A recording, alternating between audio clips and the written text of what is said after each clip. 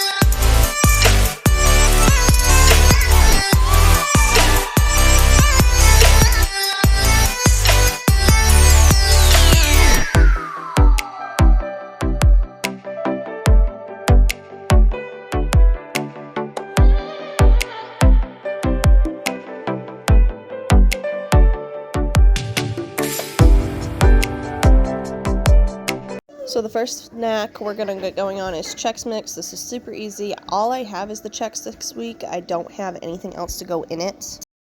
But Paul and the kids really love homemade Chex Mix, and they don't care if it's just the Chex. So I make a pretty decent amount at one time because they will go through this within the week, if not sooner. Especially where we are on a Wednesday making this, so we're headed into the weekend. They're going to eat a lot of this weekend, I'm sure. Paul goes on vacation for a few days, so he's going to be home. So he'll eat a lot of that at home. So I just have the corn and the rice Chex here. They're both going into this big bowl. I have those 2 baking dishes. That's what I'm going to use to put them in the oven and bake them. Now I think this was 2 sticks of melted butter, and I ended up needing a half a stick more. I went and got it at the end and added it to it. It just wasn't quite enough seasoning. So Worcestershire sauce, soy sauce, garlic powder, onion powder, and I think I also did some chili powder in this one, and then a fair amount of pink Himalayan salt in there as well. And I would recommend tasting this before you just throw it in there and throw it in the oven to make sure it's seasoned to your liking and there's enough in there. I also taste one of the Chex after I mix it all together. So I just put the butter in the bowl. I use the Chex to kind of get all the seasonings off the bottom of the bowl. Those are the important things here. And then I mixed it up.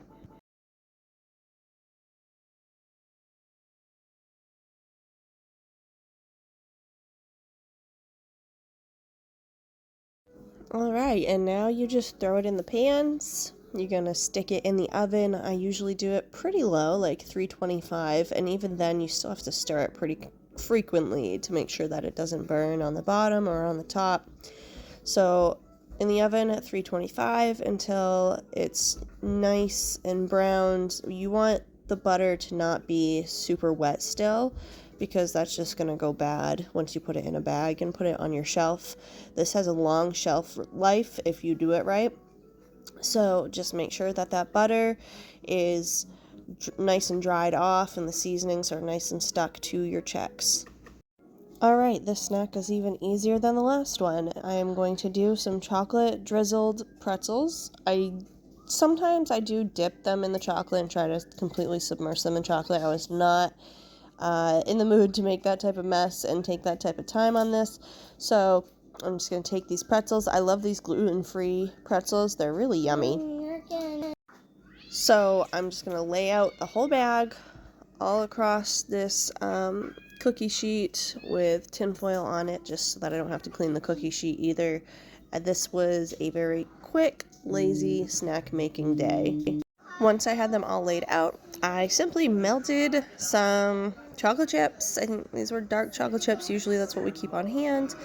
Melted it so it was easily drizzled and just went willy-nilly all over the pretzels. You will see there is no method to my madness. I switched directions a bunch of times. I really don't care at this point as long as every pretzel has some chocolate on it.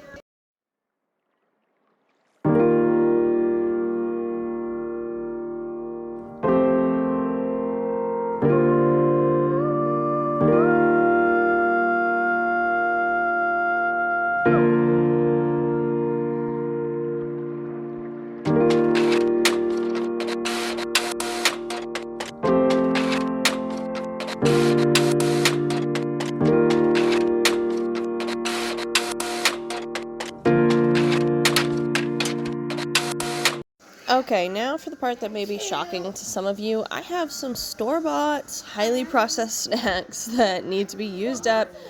While we were in transition to this new house, we fell off track of the homemade stuff because convenience was just easier with trying to remodel and move livestock and build gardens all at the same time. So this store-bought stuff is going to get mixed in baggies with the homemade stuff as snack bags.